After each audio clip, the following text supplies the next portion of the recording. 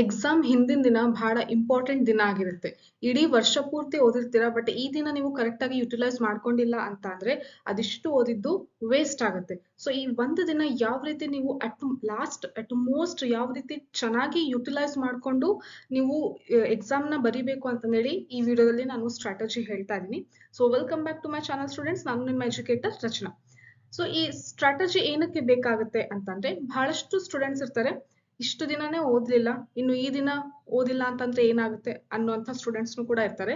ಇನ್ನು ಕೆಲವು students exam pressure, tension, ನಾಳೆ ಒಂದೇ ದಿನ ಇರೋದು, ನಾನು ಇನ್ನೂ ಇಷ್ಟೊಂದು ಸಿಲೆಬಸ್ ಮುಗಿಸಿಲ್ಲ, ಇನ್ನು ಇದೆಲ್ಲ ಬಾಕಿ ಇದೆ ಅಂತ ಹೇಳಿ ತುಂಬಾ ಪ್ಯಾನಿಕ್ ಆಗ್ಬಿಟ್ಟು ತುಂಬಾ ಟೆನ್ಷನ್ ಆಗಿ ಓದಿರೋದನ್ನು ಕೂಡ ಮರಿತಾ ಇರ್ತಾರೆ. ಸೊ ಅವರಿಗೆಲ್ಲರಿಗೂ ಕೂಡ ಈ ವಿಡಿಯೋ ಯೂಸ್ಫುಲ್ ಆಗುತ್ತೆ. ಓಕೆ, ಸೊ ಲಾಸ್ಟ್ ತನಕನು ಕರೆಕ್ಟ್ ಆಗಿ ಕೇಳಿಸ್ಕೊಳ್ಳಿ ನಾನು ಏನೇನ ಹೇಳ್ತಾ ಇದೀನಿ ಅಂತ. ಓಕೆ, ಸೊ ಸ್ಟ್ರಾಟಜಿ ಹೇಳಕ್ಕಿಂತ ಮುಂಚೆ ನಾನು ಒಂದು ಚಿಕ್ಕ ಸ್ಟೋರಿ 2 ಮಿನಿಟ್ಸ್ ಸ್ಟೋರಿ ಶೇರ್ ಮಾಡ್ತೀನಿ ನಿಮ್ ಜೊತೆ, ಆಮೇಲೆ ಸ್ಟ್ರಾಟಜಿ ಹೇಳ್ತೀನಿ. ಸರಿನಾ ಮಕ್ಕಳೇ?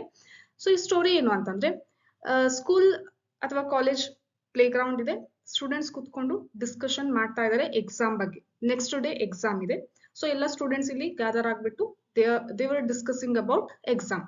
ನಾಳೆ ಎಕ್ಸಾಮ್ ಇದೆ, ನನಗೆ ಇನ್ನೂ 2 ಲೆಸನ್ಸ್ ಬಾಕಿ ಇದೆ, ನನಗೆ ಇನ್ನೂ 3 ಲೆಸನ್ಸ್ ಬಾಕಿ ಇದೆ, ನಾನು ಇನ್ನೂ ಈ ಚಾಪ್ಟರ್ಸ್ ನೋಡ್ಕೊಂಡಿಲ್ಲ, ಈ ಕಾನ್ಸೆಪ್ಟ್ಸ್ ನೋಡ್ಕೊಂಡಿಲ್ಲ, ಇದು ಇಂಪಾರ್ಟೆಂಟ್ ಇದೆ, ಇದನ್ನ ನಾನು ಮಿಸ್ ಮಾಡಿದೀನಿ, ಇದೆಲ್ಲ ಕವರ್ ಮಾಡ್ಕೋಬೇಕು, ನನಗೆ ಬರೆಯೋದು ಇನ್ನೂ ಪ್ರಾಕ್ಟೀಸ್ ಬರ್ತಾ ಇಲ್ಲ, ಮತ್ತೆ ಬೋರ್ಡ್ ಎಕ್ಸಾಮ್ ಇದು ನಾರ್ಮಲ್ ಟೆಸ್ಟ್ಗಿಂತ ಇದು ಎಷ್ಟು ಡಿಫ್ರೆಂಟ್ ಇರುತ್ತೋ ಏನೋ, ಇದರಲ್ಲಿ ಮಾರ್ಕ್ಸ್ ಕಡಿಮೆ ಬಂದ್ರೆ ನಂಗೆ ಪೇರೆಂಟ್ಸ್ ಏನಂತಾರೆ, ಅಲ್ಟಿಮೇಟ್ ಆಗಿ ಸ್ಟೂಡೆಂಟ್ಸ್ ಏನ್ ಡಿಸ್ಕಸ್ ಮಾಡ್ತಿರ್ತಾರೆ ಅಂತ ಅಂದ್ರೆ ಮಾರ್ಕ್ಸ್ ಚೆನ್ನಾಗಿ ಬರ್ಬೇಕು. Okay, they were discussing about future, ನನಗೆ ನೆಕ್ಸ್ಟ್ ಚೆನ್ನಾಗಿ ಮಾರ್ಕ್ಸ್ ಬರಬೇಕು ಎಕ್ಸಾಮ್ ಬರದ್ಮೇಲೆ ಅಂತಂದ್ರೆ ಡಿಸ್ಕಸ್ ಮಾಡ್ತಿರ್ತಾರೆ. ನಾಳೆ ಹೆಂಗಾಗುತ್ತೋ, ದಟ್ ಈಸ್ ನಾಡಿದ್ದು ಹೆಂಗಾಗುತ್ತೋ ಏನೋ ಪೇಪರ್, ನಾಳೆ ಹೆಂಗಾಗುತ್ತೋ ಏನೋ ಪೇಪರ್, ಇವತ್ತು ನಾನು ಇನ್ನೂ ಇಷ್ಟೊಂದು ಓದ್ಬೇಕಿದೆ, ಇನ್ನೂ ಬಾಕಿ ಇದೆ, ನಾನು ಹೆಂಗೆ ಕವರ್ ಮಾಡ್ತೀನೋ ಏನೋ ಅಂತ ಹೇಳಿ ತುಂಬಾ ಟೆನ್ಷನ್ ಅಲ್ಲೇ ಇರ್ತಾರೆ ಮಕ್ಕಳು. ಓಕೆನಾ? ಸೊ ಈ ತರ ಡಿಸ್ಕಸ್ ಮಾಡ್ತಿರುವಂತಹ ಮಕ್ಕಳನ್ನ ಯಾರು ಕೇಳಿಸ್ಕೊಂತಾರೆ ಅಂತಂದ್ರೆ, ಮರದ ಕೆಳಗೆ ಏನ್ ಕುತ್ಕೊಂಡಿರ್ತಾರಲ್ಲ ಮಕ್ಕಳು, ಆ ಮರ ಕೇಳಿಸ್ಕೊಳ್ಳುತ್ತೆ. ಓಕೆ, ಸೊ ಈ ಮರ ಈ ತರ ಸ್ಟೂಡೆಂಟ್ಸ್ ಬಹಳ ವರ್ಷದಿಂದ ನೋಡ್ತಾ ಇರುತ್ತೆ. ಸೊ ಮರ ಒಂದು ಮೆಸೇಜ್ ಕೊಡುತ್ತೆ, ಒಂದು ವಾಯ್ಸ್ ಇಂದ ಹೇಳುತ್ತೆ. ಸೊ ಮರ ಏನು ಈ ವಾಯ್ಸ್ ಇಂದ ಹೇಳುತ್ತೆ ಅಂತಂದ್ರೆ, ಮಕ್ಕಳೇ ಯಾಕೆ ಎಷ್ಟು ಟೆನ್ಷನ್ ಆಗಿದ್ದೀರಾ, ನೀವು ವರಿ ಆಗ್ತಾ ಇರೋಂಥದ್ದು ರಿಸಲ್ಟ್ ಬಗ್ಗೆ, ಅದು ಎಕ್ಸಾಮ್ ಬರದ್ಮೇಲೆ ಬರುತ್ತೆ. ಓಕೆ, ಸೊ ನೀವು ಏನು ಈಗ ಮಾಡ್ಬೇಕು ಅಂದ್ರೆ, ಟ್ರಸ್ಟ್ ಯುವರ್ ಪ್ರಿಪ್ರೇಷನ್. ನೀವು ಯಾವ ರೀತಿ ಪ್ರಿಪೇರ್ ಆಗ್ತಿದ್ರಲ್ಲ ಅದನ್ನ ನೀವು ಟ್ರಸ್ಟ್ ಮಾಡಿ. ನೀವು ಎಲ್ಲ ಓದಿದ್ದೀರಾ, ಎಲ್ಲ ಓದಿದೀನಿ ಅಂತಂದೇಳಿ ಮನ್ಸಲ್ಲಿ ಒಂದು ಸ್ಟ್ರಾಂಗ್ ಬಿಲೀಫ್ ಇಟ್ಕೊಳ್ಳಿ. When you start trusting your process, your work and your preparation, then only that will gives you good and the best result. ಯಾವಾಗ ದಿ ಬೆಸ್ಟ್ ರಿಸಲ್ಟ್ ಬರುತ್ತೆ ಅಂತಂದ್ರೆ, when you trust your process. ನಾನು ಇದಿಷ್ಟು ಓದಿದ್ದೀನಿ, ಈ ತರ ಓದ್ತಾ ಇದ್ದೀನಿ, ಈ ರೀತಿ ಪ್ರಿಪ್ರೇಷನ್ ಮಾಡ್ತೀನಿ ಅಂತ ಹೇಳಿ ಪ್ರಿಪ್ರೇಷನ್ ಮಾಡ್ಕೋಬೇಕು. ಅದು ಬಿಟ್ಟು ನೆಕ್ಸ್ಟ್ ಏನಾಗುತ್ತೋ ಅಂತ ವರಿ ಮಾಡಿದ್ರೆ ಟೈಮ್ ಅಂತೂ ಪಾಸ್ ಆಗ್ತಾನೆ ಇರುತ್ತೆ. ಟೈಮ್ ಯಾರಿಗಾದ್ರೂ ನಿಲ್ಲುತ್ತಾ? ನೋ. ಸೊ ಟೈಮ್ ಪಾಸ್ ಆಗುತ್ತೆ, ಮತ್ತೆ ಜಾಸ್ತಿ ಟೆನ್ಷನ್ ಆಗಿ ಓದಿರೋದನ್ನು ಕೂಡ ಏನಾಗ್ತಾ ಇರುತ್ತೆ, ಮರಿತಾ ಹೋಗುತ್ತೆ. ಗೊತ್ತಾಯ್ತು? ಸೊ ಮರ ಈ ರೀತಿ ಹೇಳುತ್ತೆ. ಇನ್ನೊಂದು ಮೆಸೇಜ್ ಕೊಡುತ್ತೆ. ಲೈಕ್ ಎಕ್ಸಾಂಪಲ್ ನೋಡಿ, ನಾನೇನೆ ಎಷ್ಟು ಸ್ಟಾರ್ಮ್ ಬರ್ತಾ ಇರುತ್ತೆ ಅಂದ್ರೆ, ಗುಡುಗು ಸಿಡಿಲು ಎಷ್ಟೆಲ್ಲ ಬಂತು, ಎಷ್ಟು ಜೋರಾಗಿ ಮಳೆ ಬಂತು. ಸೊ ಪ್ರತಿ ಸರಿ ಈ ತರ ಚಾಲೆಂಜಸ್ ನನ್ನ ಲೈಫಲ್ಲಿ ಬಂದಾಗ ನಾನು ಹೆದರ್ಕೊಂಡು ಬೀಳಲಿಲ್ಲ, ಇನ್ನೂ ಅಗಲವಾಗಿ ಬೆಳೆದೆ, ಇನ್ನೂ ಬ್ರಾಂಚಸ್ ನಾನು ಸ್ಪ್ರೆಡ್ ಔಟ್ ಮಾಡಿದೆ, ಇನ್ನೂ ಚೆನ್ನಾಗಿ ಗಟ್ಟಿಯಾಗಿ ನನ್ನ ಫೌಂಡೇಶನ್ ಸ್ಪ್ರೆಡ್ ಮಾಡ್ಕೊಂಡು ನಾನು ಗಟ್ಟಿಯಾಗಿ ನಿಂತ್ಕೊಂಡಿದ್ದೀನಿ. ಇದೇ ರೀತಿ ಈ ಎಕ್ಸಾಮ್ಸ್ನು ಕೂಡ ಅಷ್ಟೇ ನಿಮ್ಮ ಲೈಫಲ್ಲಿ. ಸೊ ಇದು ಒಂದು ಸಣ್ಣ ಬೋರ್ಡ್ ಎಕ್ಸಾಮ್ ಅಷ್ಟೇ. ಈ ರೀತಿ ಇನ್ನೂ ಬಹಳಷ್ಟು ಎಕ್ಸಾಮ್ಸ್ ನಿಮ್ಮ ಲೈಫಲ್ಲಿ ಬರ್ಲಿಕ್ಕೆ ಇರ್ತದೆ. ಎಲ್ಲದನ್ನು ನೀವು ಆರಾಮಾಗಿ ವರಿ ಆಗ್ಲಿಲ್ದಂಗೆನೆ ಇದನ್ನ ಎಂಜಾಯ್ ಮಾಡ್ತಾ ಫೇಸ್ ಮಾಡ್ಬೇಕು. This exam is nothing about to worry. It is a celebration. You need to celebrate it with a lot of joy. ಗೊತ್ತಾಯ್ತು? ಸೊ ಇದನ್ನ ನೀವು ಸೆಲೆಬ್ರೇಟ್ ಮಾಡ್ಬೇಕು. ಇದಂತ ಎಕ್ಸಾಮ್, ಇನ್ನು ನೆಕ್ಸ್ಟ್ ಎಕ್ಸಾಮ್ ಬರುತ್ತೆ, ಇನ್ನು ನಾನು ಚೆನ್ನಾಗಿ ಬರೀತೀನಿ. ಸೊ ಇದೆಲ್ಲ ಏನ್ ಡಿಪೆಂಡ್ ಆಗ್ತಾ ಇದೆ ಅಂತಂದ್ರೆ, ನೀವು ಯಾಕೆ ಟೆನ್ಷನ್ ಆಗ್ತಾ ಇರ್ತೀರ ಅಂದ್ರೆ ರಿಸಲ್ಟ್ ಬಗ್ಗೆ ಟೆನ್ಷನ್ ಆಗ್ತಾ ಇರ್ತೀರ. ಅದ್ರ ಬಗ್ಗೆ ಬಿಟ್ಬಿಟ್ಟು, ರಿಸಲ್ಟ್ ಬಗ್ಗೆ ಟೆನ್ಷನ್ ಬಿಟ್ಬಿಟ್ಟು, ನಾನು ಓದ್ತಿದ್ದೀನಿ, ನಾನು ಚೆನ್ನಾಗಿ ಬರೀತೀನಿ ಅಂತ ಹೇಳಿ ಕಾನ್ಫಿಡೆಂಟ್ ಮೈಂಡ್ ಸೆಟ್ ಇಟ್ಕೊಂಡು ಏನ್ ಬರೀತಿರಲ್ಲ, ಅವಾಗ ಮಾತ್ರ ಎಕ್ಸಾಮ್ ಚೆನ್ನಾಗಾಗುತ್ತೆ, ಅವಾಗ ಮಾತ್ರ ನಿಮ್ಮ ರಿಸಲ್ಟ್ನು ಕೂಡ ಚೆನ್ನಾಗಿ ಬರುತ್ತೆ. ಸೊ ಪ್ರಿಪ್ರೇಷನ್ ಆ ರೀತಿ ಇರಬೇಕು ಮಕ್ಕಳೇ. ಸೊ ಎಂಜಾಯ್ ಮಾಡ್ಕೊಂತ ನೀವು ಪ್ರಿಪೇರ್ ಆಗ್ತಾ ಇರ್ಬೇಕು. ಸಪೋಸ್ ಈಗ ನಾನು ರಿವಿಷನ್ ಮಾಡ್ತಾ ಇದ್ದೀನಿ ಅಂದ್ರೆ, ನಾನು ಈ ಲೆಸನ್ ಈ 1 hour ಅಲ್ಲಿ ನಾನು ಇದನ್ನ ರಿವೈಸ್ ಮಾಡಿ ಮುಗಿಸ್ತೀನಿ. ನಾನು ಈ ತರ ಪ್ಲಾನ್ ಇಟ್ಕೊಂಡಿದೀನಿ, ಈ ತರ ಮುಗಿಸ್ತೀನಿ ಅಂತ ಹೇಳಿ ಗೋಲ್ಸ್ ಇಟ್ಕೊಂಡು ಪ್ಲಾನ್ಸ್ ಇಟ್ಕೊಂಡು ನೀವು ಪ್ರಿಪೇರ್ ಆಗ್ತಾ ಇರ್ಬೇಕು. ಅವಾಗ ಮಾತ್ರ ಚೆನ್ನಾಗಿ ಸ್ಕೋರ್ ಮಾಡ್ಲಿಕ್ಕೆ ಸಾಧ್ಯ ಇದೆ. ಗೊತ್ತಾಯ್ತು? ಸೊ ಇದು ಹೇಳುತ್ತೆ, ನೀವು ಇದ್ರ ಬಗ್ಗೆ ಟೆನ್ಷನ್ ಮಾಡ್ಕೊಳಕ್ಕೆ ಹೋಗ್ಬೇಡಿ. ಪೇರೆಂಟ್ಸ್ನು ಕೂಡ ಅದೇ ಅಲ್ವಾ ಎಕ್ಸ್ಪೆಕ್ಟ್ ಮಾಡೋದು.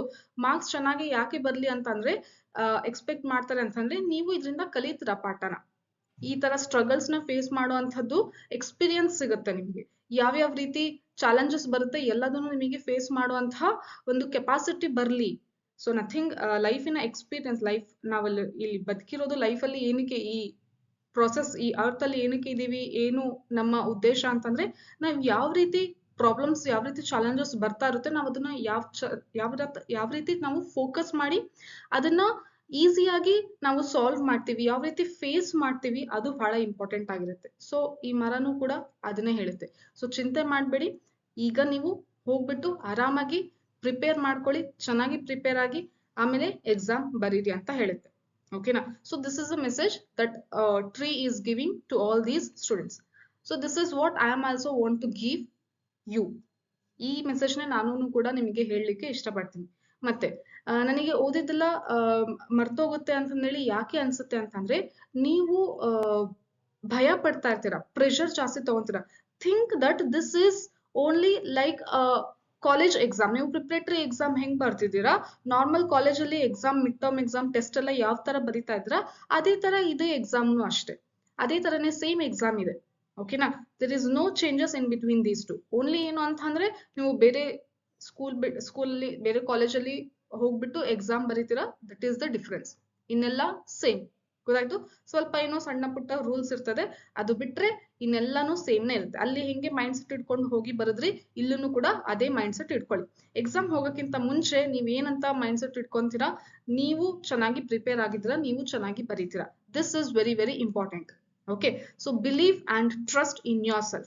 If you trust in yourself, then only it will give the best result.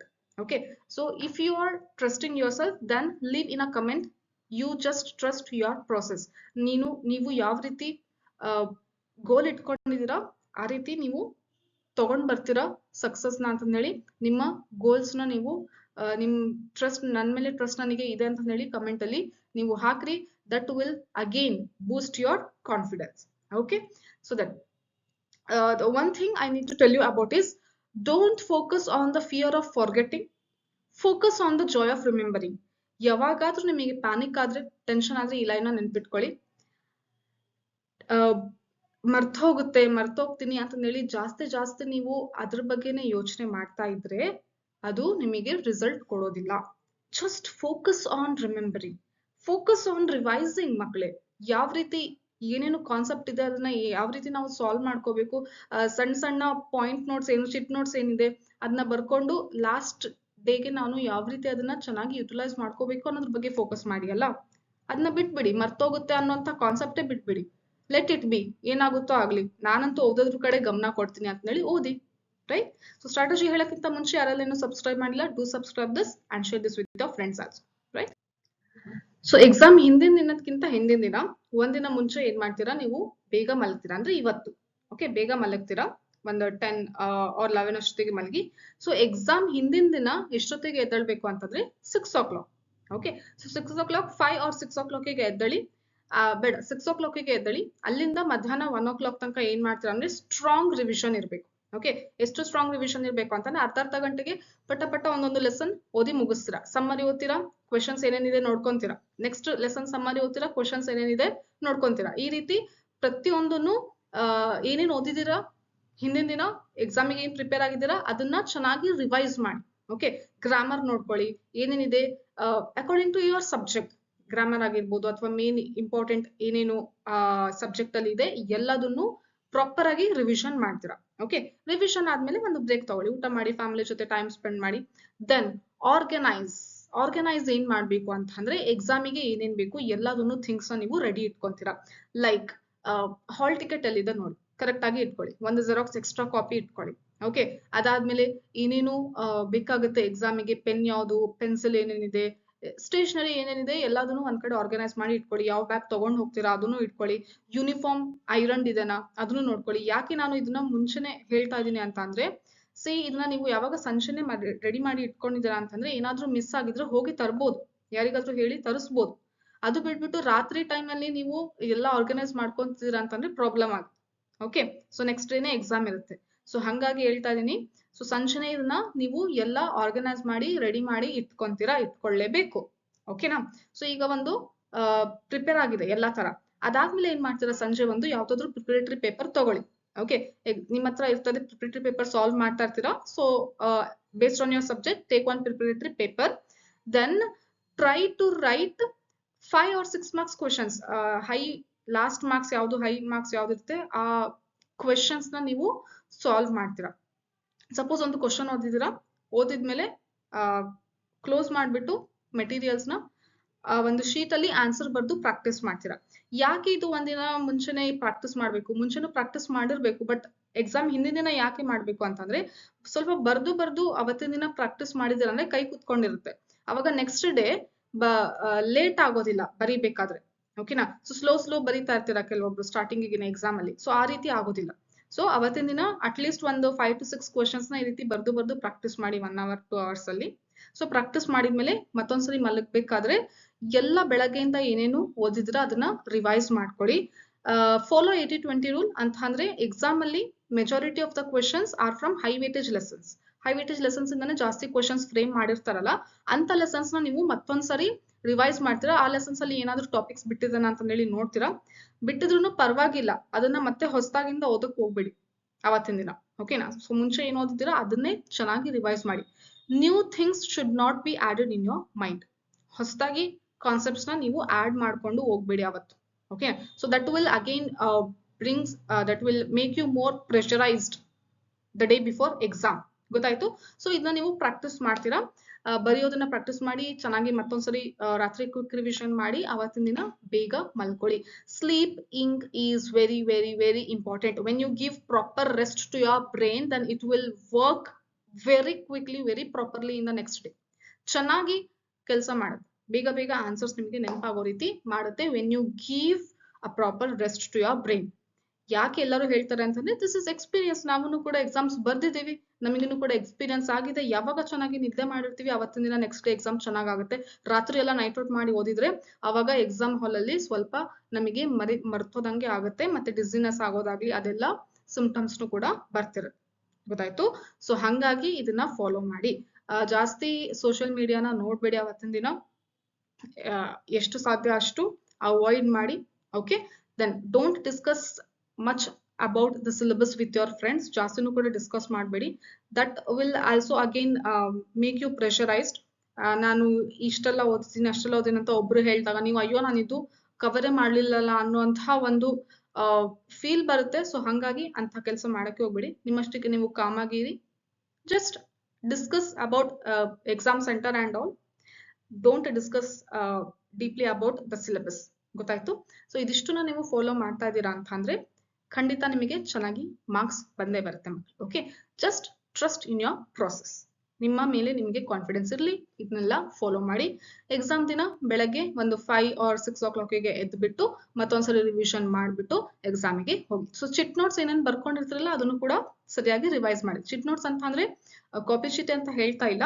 So quick ರಿವಿಷನ್ಗೆ ಏನೇನು ಇಂಪಾರ್ಟೆಂಟ್ ಅನ್ನುವಂಥದ್ದು ಇರುತ್ತೆ. ಯಾವಾಗ್ಲೂ ಮರ್ತು ಹೋಗುವಂತಹ ಡೇಟ್ಸ್ ಆಗಿರ್ಬೋದು, ನೇಮ್ಸ್ ಆಗಿರ್ಬೋದು, ಸೈಂಟಿಸ್ಟ್ ನೇಮ್ಸ್ ಆಗಿರ್ಬೋದು, ಕವಿಗಳ ನೇಮ್ಸ್ ಆಗಿರ್ಬೋದು. ಸೊ ಈ ರೀತಿ ಏನು ನೇಮ್ಸಿನ ಲೀಸ್ಟ್ ಬರ್ಕೊಂಡು ಇಟ್ಕೊಂಡಿರ್ತಿರಲ್ಲ ಅದನ್ನ ನೀವು ಬೆಳಗ್ಗೆ ಒಂದ್ ಸ್ವಲ್ಪ ಕಣ್ಣಾಡಿಸ್ಬಿಟ್ಟು ಹೋಗ್ತೀರಾ ಎಕ್ಸಾಮ್ಗೆ.